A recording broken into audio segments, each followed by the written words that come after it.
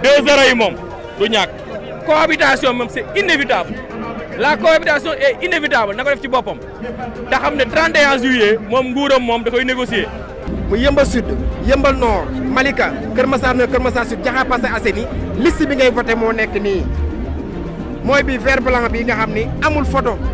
parce que dañu doon jéem a éliminer dindi photo Ousmane Sonko mais booy def promotion wala sensibilisation da nga naan liste bi nga xam amul photo toutes les autres listes ou tous les autres bulletins am nañu photo mais liste bi amul photo moo nekk nii encore une fois kon ñu bàyyi ci xel te aussi ñu bañ a fàtte tamit dañu investir fi département bi doomu Yeumbeul muy Modou Bara Gaye ak doomu Kër Massar muy Fass Sow mais bu ñu fàttee des na keneen koo xam ne docteur Ndeye Soukay Gueye liste nationale dañ ko ci investir tamit kon ñetti doomu Yeumbeul ñoo ngi ci à part ça toutes les autres listes ku fa nekk remplaçant Modou Mbène Diop suppléant la remplaçant la troisième gardien la mënul xalaat mënul dox suñu mayin li ñuy xaar suba mooy Sénégal am jàmm suba te loolu li ñu koy may mooy Macky Sall bañ a gagné ma élection yi parce que bu gagnéwul élection yi rek nit ñi am jàmm mais bu ko gagné dina lu force troisième mandat par force te loolu waru fi am. Et ce qui est important pour nous qui sommes élus au niveau départemental, nous le devons aux leaders que nous accueillons aujourd'hui. Pourquoi? Parce qu'ils se sont battus corps et âme. Ils ont fait la prison pour nous.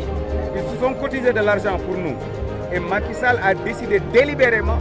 de fractionner notre liste et de faire en sorte que ces leaders-là ne puissent pas siéger à l'Assemblée nationale. Nous, qu'est-ce qu'on peut faire en retour?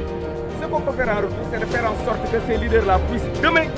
siéger dans le gouvernement. Parce que si nous gagnons les élections, c'est nous qui allons nommer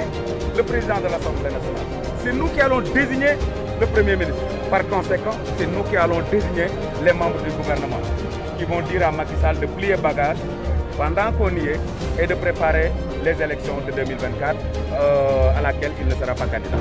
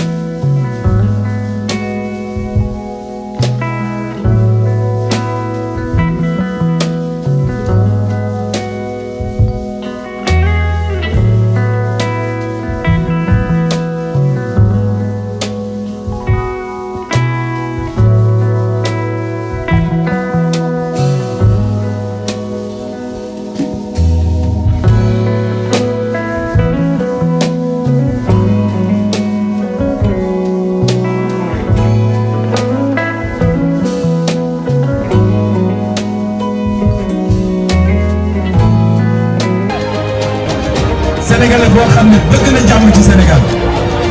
le 31 juillet génnal nga dem voter coalition